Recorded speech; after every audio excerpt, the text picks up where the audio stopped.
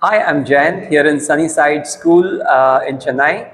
I'm here with Mansoor, and he's written a wonderful book, Ghar Nice. Naiso.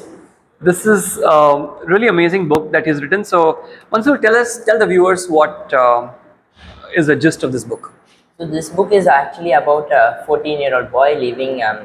He's a homeless boy who's like living in Marina Beach, and he's like due to climate change, he actually sleeps in a bus stand. So because due to climate change, he does and a cyclone. Due to climate change, he's not able to he faces the cyclone and he survives through it, and it's his actual his point of view of it and how he survives. What inspired you to take this topic? It was actually so I was actually going out, and I was at that time I was thinking of a topic of my book. I was actually quite a hard part, and there I just saw people living underneath the bridge. They were Running. cooking, living. Oh, okay. So they were living underneath the beach. They were cooking. They were eating. All the children were playing about there. I was like, and that made me wonder actually what about them? What will happen if climate change or some cyclone or some natural disaster happens, and where do they go? Oh, so you got a little concerned about their well-being, their Yes, basic kind of. needs, and then that's what inspired the book. So, what do you think? How can this problem be solved? So I actually think like offing all switching off electricity, going in public transport and all that doesn't actually help, or it doesn't help you fast enough.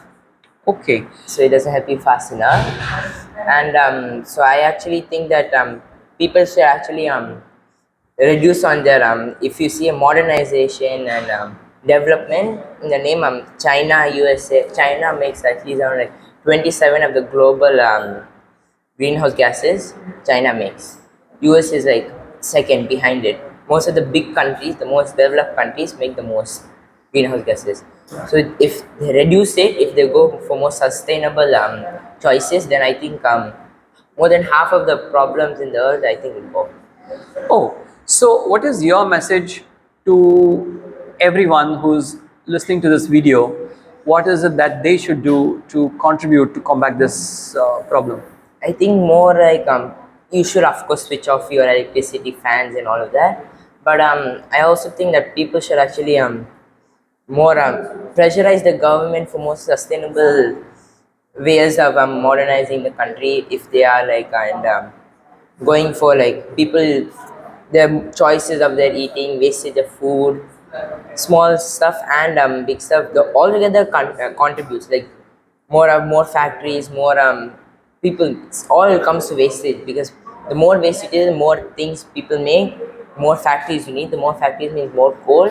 All of it is more like a chain cycle. So if you stop your wastaging and all that, I think that will actually reduce everything. Great. So you mentioned about USA, China. What do the government of these countries do to ensure that they can eliminate the emission levels or reduce emission levels? Reduce emission levels actually even if they actually stop giving petrol and electric vehicles and all come, the electricity vehicles, in order to charge the vehicles, they use coal to run the generators and all of that. So that actually won't change much. And the lithium, that's also mining. You would mine the ground for lithium.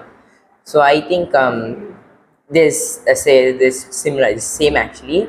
But the Gulf countries, actually you can't exactly blame them. They're pressurized for selling the oil. As far as I see, they're pressurized to sell the oil to the Western countries and all of that, and that's the main livelihood. The whole country runs just because of the oil. Oh, what's your favorite subject? Not exactly. I don't have any. I prefer math. You prefer math? Yes. Okay. And what are your future plans? I own a business. More of Business. business. What kind of business? I plan to like farm some fishes.